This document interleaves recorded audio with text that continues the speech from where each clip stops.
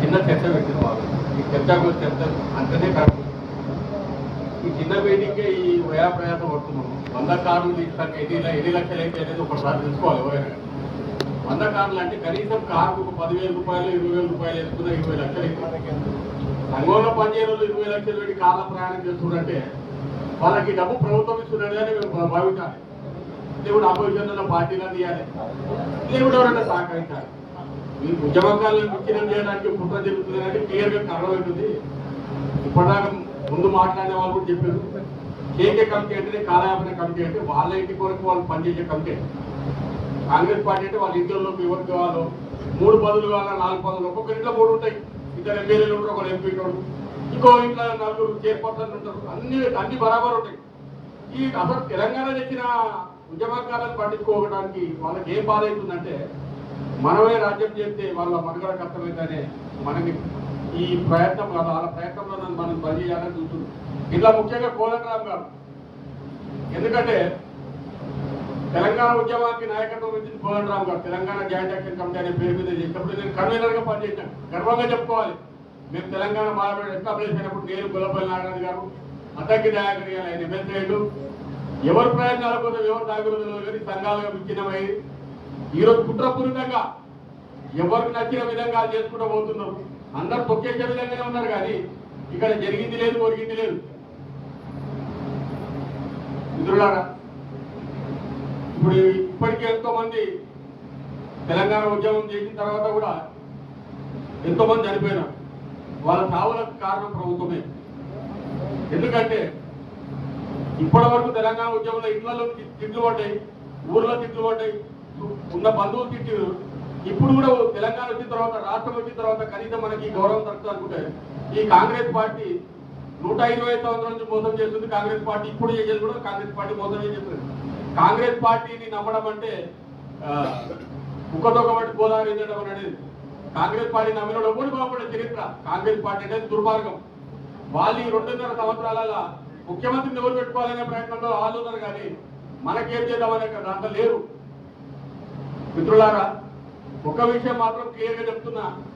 ఇప్పటివరకు అన్నారు ఇక్కడ చర్చ జరిగితే అందరం కలిసి పనిచేయాలని. అసలు అందరం కలిసి పనిచేయడానికి ఆ సంఘాలు జయంతిలో లేవు, కలిసి పనిచేయడం లేరు. ఈ రోజు ఉద్యమ సంస్థల పేరు మీద పెట్టుకొని 1000 మందికి అపాయింట్మెంట్ ఇస్తారు, ఏ లెక్కలు ఇస్తారు. వాళ్ళు ఏ ఉద్యమంలో పనిచేసే వాళ్ళని అపాయింట్మెంట్ ఇస్తున్నారు. వాళ్ళకి నిర్దేశం లేదు. వాళ్ళు ఏం చెప్పి తీసుకొస్తున్నారు. ఇది కుల సంఘాల మీటింగ్ కాదు, ప్రజా సంఘాల మీటింగ్ కాదు, రాజకీయ పార్టీ మీటింగ్ కాదు.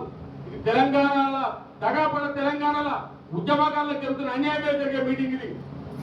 ఎవరైతే అన్యాయం చెప్తూ వాళ్ళ కోసం, ఎవరైతే ఉద్యమకాల అన్యాయం తన్ని తగ్గుతాం అలా ఎవరైనా ఉండాలి. ఎంత పెద్ద నాయకుడుగా భయపడేది ఏం లేదు. నిర్దిష్టంగా ఆంధ్ర పాలకుల నుంచే తెలంగాణ విముక్తి చేసిన మనోళ్ళంతా తనడం పెద్ద విషయం ఏం కాదు. ఇప్పుడు కేకే కమిటీలు ఉన్న నాయకులు కూడా వాళ్ళు టైం పాస్ కోసం చేస్తుండే అంత క్లియర్గా అర్థమవుతుంది. ఒక మీటింగ్ జరిగితే దాని సారాంశం బయటకు చెప్పాలి. ఎందుకు చెప్తలేరు వాళ్ళు అంటే చెప్తే ఏమైనా వాళ్ళ ముత్యాలు పనుల నుంచి ముత్య పనులు రాలిపోతే ఎలాగో వాళ్ళు దానికి చెప్పకపోవడానికి కారణం ఏంటంటే కాలయాపన చేసుకుంటూ 15 ఏళ్ళు గడుపుతారు. తర్వాత ఎలక్షన్ మూడుకి వెళ్ళిపోతున్నారు. ఎలక్షన్ మూడు పోయినాక బీజేపీ వాళ్ళు, కాంగ్రెస్ వాళ్ళు అందరూ ఒకటే. కేసీఆర్ క్లియర్గా చెప్పిండు ఫస్ట్ ఏళ్ళకు, అరే ఇది అందించుకోతున్నా ఉద్యమకాలు అందించుకుంటే నువ్వు తట్టుకోలేవని చెప్పిండు. రేవంత్ రెడ్డి ఏదో నేను గెలవాలంటే ఏదో ఒకటి చెప్పాలని చెప్పిండు. ఇది ఇప్పటివరకు తన్ని చూసా నాకు ఒక పాయింట్ చెప్పింది. మనం ఇంకా కానీ ఈ పోరాటం చక్కగా ఢిల్లీకి పోవాలి, ఆ రాహుల్ గాంధీ సాధనే కలవాలి. ఎవ్వరొద్దు. నెక్స్ట్ టైం కాంగ్రెస్ పార్టీ రాదు, అది అదే క్లియర్. ఎందుకంటే వీళ్ళు చేసే మోసం కళ్ళ కట్టేది కనబడుతుంది. ఇక్కడ జెండాలు అజెండాలు అందరూ ఒప్పుకుంటారు. ఎవరి దొక్కాలని ఎవరికి తెలుసు, ఆ పబ్లిక్ కూడా తెలుసు. మనం బతికి పట్టాలంటే ఫస్ట్ రాహుల్ గాంధీ గారిని కలవాలి. రాహుల్ గాంధీ గారు కలిసినప్పుడు అపాయింట్మెంట్ తీసుకొని చెప్పాలి, అయ్యా న్యాయం పెట్టు అంటే ఆత్మవిమర్శ చేసుకోండి, మేము అడగలే, మీరే చెప్పారు, మీరే ఇచ్చారు. ఇప్పటికి కూడా 2.5 సంవత్సరాలు దాటింది. ఇంకా 2.5 సంవత్సరాలలో మీరు 15 ఏళ్ళు ఇంకా ఉంది. మీకు సంవత్సరం అయితే మీరు పనే చేయరు. మరి మమ్మల్ని కాపాడలేదు మీరే. మీకు అక్కడి నుంచి మీరు అనౌన్స్మెంట్ చేయండి. మీకు కేసీ వేణుగోపాల్ జనరల్ సెక్రటరీ, ఎక్కడెక్కడో స్టేట్లలో మీరు ఎంతో చురుకుగా పనిచేస్తుంటారు కదా. మరి తెలంగాణ ఉద్యమం జరుగుతున్న నేపథ్యాలు మీకు ఇక్కడ ఉన్న మీనాక్షి నటరాజన్ గారు వచ్చి మీనాక్షి నటరాజన్ గారు కలిస్తే అసలు ఈ విషయమే తెలుసుకోము. తెలంగాణ ఉద్యమంలో ఏం చెప్తున్నావు అటువంటి జాతీయులు వస్తే మాకు కూడా ప్రాబ్లమే కదా. కనీసం దీన్ని తోయి తెచ్చుకొని ఇప్పుడున్న పెద్దమంత్రి కోదండరామ్ గారికి విన్నపం చెప్తున్నాము, అయ్యా నువ్వు మా పక్షమా లేదా కాంగ్రెస్ పక్షమా? నువ్వు కాంగ్రెస్ పక్షం ఉండు తప్పలేదు, ఎందుకంటే మీ ఇష్టం అది. మీ రాజకీయ పార్టీగా మీరు జనసమితి పార్టీ ఉన్నట్టు ఉండొచ్చు, కాంగ్రెస్ పార్టీ ఉండాలని కూడా ఉండొచ్చు. కానీ తెలంగాణ ఉద్యమకాలం పక్కన అన్యాయం చేయకుండా అయ్యా, ఇప్పుడు మీ వల్లనే ఇదంతా జరుగుతుందని అందరూ పబ్లిక్ కాకుండా మీరేదో తప్పించుకునే ప్రయత్నం చేస్తారు. కానీ మేము ఎవరికి మేము పెడతాము, మాకు పెద్దవలసిన అవసరం లేదు. ఎందుకంటే మీ మోచేతి కింద నీళ్ళు లాగడం మేము ఎవరు కూడా మాకు అన్యాయం జరుగుతుంది, మా వయసులు పోతున్నాయి అందరికీ. ఈ రోజు వరకు ఎన్నో ఇబ్బందులు జరుగుతున్నాయి. మరి మేము కావాలా? ఇక్కడ మా సావులకు కారణం మీరన్నా అవుతారా? మా సావులకు మీరు కారణం అవుతారని ఎప్పుడు అందరం ఆత్మహత్య చేసుకుంటాం, అదే గన్ పార్క్ దగ్గర ఆత్మహత్య చేసుకుంటాం. మీరే కారణం అవుతారు, మీ ప్రభుత్వమే బాధ్యత వహించాల్సి వస్తుంది. దయచేసి ఇప్పటికైనా ఒక్కసారి మీరు ఆలోచించి ఉద్యమకారులకు ఇచ్చిన హామీలు ఏమున్నాయో మీరు మేనిఫెస్టోలో పెట్టి దాన్ని పూర్తిగా అమలు పరచాలి. మొదటిగా గుర్తింపు ప్రక్రియ, ఇంటెలిజెన్స్ వ్యవస్థ బలంగా ఉంది. 2009 నుంచి 14 వరకు ప్రతి పోలీస్ స్టేషన్లో 118 పోలీస్ స్టేషన్లు జరిగినప్పుడు ఒక 10 నుంచి 20 నియోజకవర్గాల ఉద్యమం జరగలేదు. అది ఓల్డ్ సిటీలో కొన్ని నియోజకవర్గాలు కొన్ని ప్లేస్ ఆంధ్ర ప్లేస్ ఉన్నాయి, అక్కడ జరగలేదు. మిగతా జరిగిన ఉద్యమాలలో అందరు కన్వీనర్లు, కో కన్వీనర్లు, సిటీ కన్వీనర్లు అందరూ ఉన్నారు. వాళ్ళకి తెలియకుండా ఏముంటుంది, ప్రతి దగ్గర ఇంటెలిజెన్స్ వ్యవస్థ బలంగా పనిచేస్తున్నది. ఆ రిపోర్ట్లన్నీ ఆల్రెడీ సిపి గారికి పోయిండొచ్చు, డీజీ గారికి పోయిండొచ్చు, అన్ని ఉన్నప్పుడు మరి ఎందుకు ఈ కుట్ర జరుగుతుంది? ఇదంతా వీళ్ళు ఎందుకు వేస్తున్నారు? వీళ్ళ కమిటీ ఎందుకు క్లోజ్ చేద్దామని వేసారు. మనకు జ్యుడిషియల్ కమిషన్ కావాలి. జ్యుడిషియల్ కమిషన్ అయితే హైకోర్టు రిటైర్ చేస్తూ వేయాలి.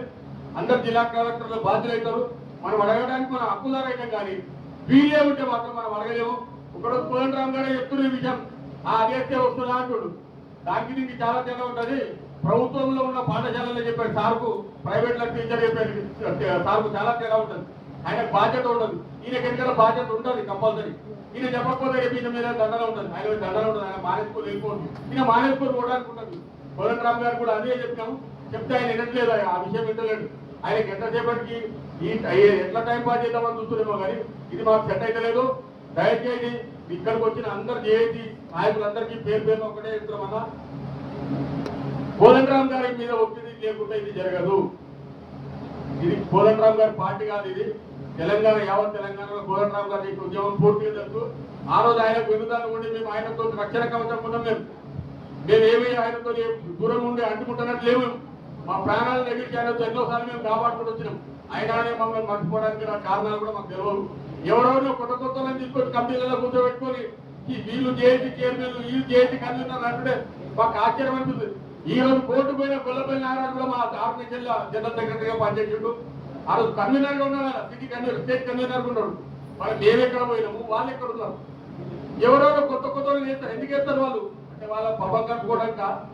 ఇలా కనీసం హైకోర్టు నుంచి వాళ్ళు తీసుకొచ్చారు కోర్టు ఆర్డర్ ప్రకారం మనకి ఇలా న్యాయం చేస్తారు ఒకటి చెప్పొచ్చు. అది లేకుంటే మనకు శూన్యమైందని తెలియచ్చు. ఈ అవకాశం ఇచ్చినందుకు అందరికీ పేరు పెద్ద తెలంగాణ ఉద్యోగాలు చేయి. తెలంగాణ సిద్ధంగా ఉన్నామా లేకుంటే గల్లబట్టి వసూలు చేయడానికి సిద్ధంగా ఉన్నామా? వాళ్ళకి బాకీ పడింది, అప్పు పడింది. వాళ్ళు ఇచ్చేది భిక్ష కాదు, వాళ్ళకి బాకీ పడ్డారు. హామీల రీత్యా వాళ్ళకి బాకీ పడ్డారు, అప్పు పడ్డారు. తప్పకుండా మన ఉద్యమకారి కార్యాచరణ ప్రకటిద్దాము. తప్పకుండా మనకు అప్పు బాకీ పడిన వాళ్ళ బాకీని వసూలు చేసుకుందాం. ఈ మోసాలను ఎండగడతాం. ఎవరైనా పర్వాలే, నేను కోదండరామ్కి అభిమాన శిష్యుని అయినా కూడా ఎవరినైనా నిర్దేశిస్తా, ఎవరినైనా గల్లబట్టి మాట్లాడతాం. నాకు హక్కు ఉంది, ఉద్యమకారుడిగా నాకు ఆ శక్తి ఉంది. మనందరికీ ఆ శక్తి ఉంది, మనందరికీ మాట్లాడే పరిస్థితి ఉంది. తప్పకుండా మనం ఎవరైనా పర్లే, ఈవెన్ పొన్నం ప్రభాకర్ అయినా, సీఎం రేవంత్ రెడ్డి అయినా కూడా మోసం చేస్తే మోసాన్ని ఎట్టి పరిస్థితుల్లో నిర్వహించాల్సిన అవసరం ఉంది, ఎదుర్కోవాల్సిన సందర్భం ఎట్లయినా ఉంది.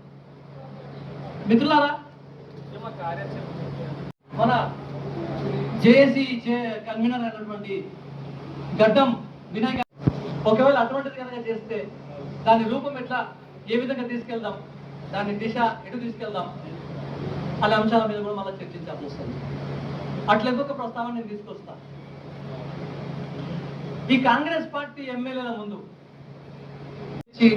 నిమ్మకు నీరెత్తి కూర్చున్నట్టు గర్దాబాద్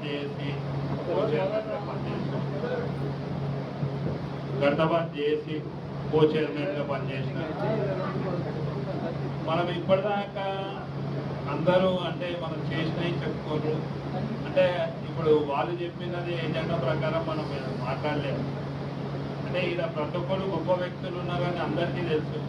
అంటే ప్రతి మనిషికి ఇప్పుడు అక్క ఏంది అక్క ఏంది అందరికీ తెలుసు. మళ్ళీ చెప్పేంత అవసరం లేదు. అందరు గుర్తుపడతారు, అన్ని దాంట్లో పాల్గొంటారు కాబట్టి అది.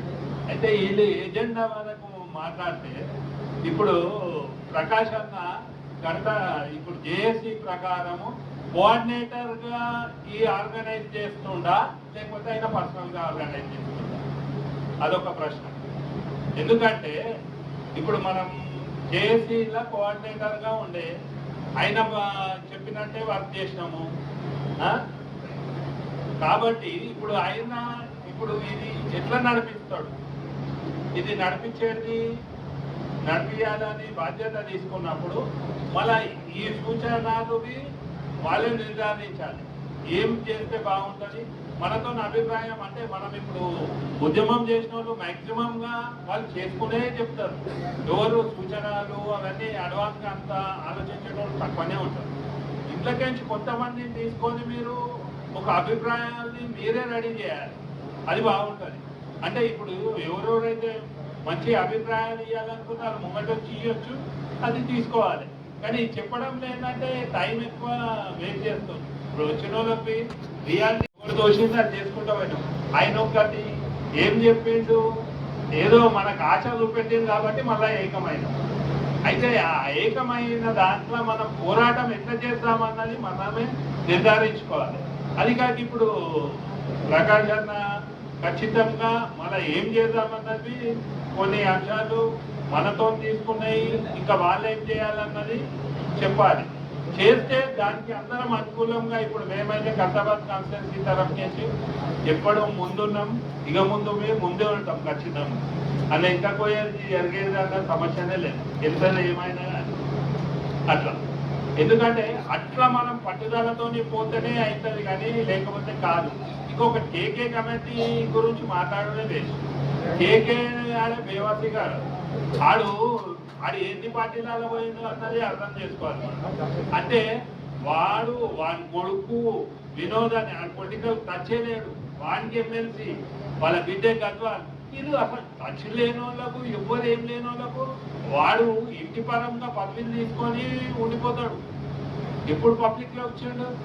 ఇప్పుడు మిలియన మార్చినప్పుడు కరెక్ట్ అంబేద్కర్ స్టాచ్యూకు కొంచెం ఒక 10 మీటర్స్ దూరంలో చెప్పులతో వచ్చాం, అర్థమైంది ఆ పరిస్థితి. కానీ వాడు ఏదైతే రైట్ పర్సన్ కాదు, కరెక్ట్ కాదు.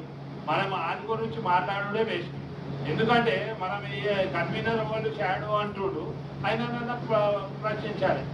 ఇంకొకటి మనం ఏదైనా కానీ ఓపెన్గా దిగుతూనే అవుతుంది.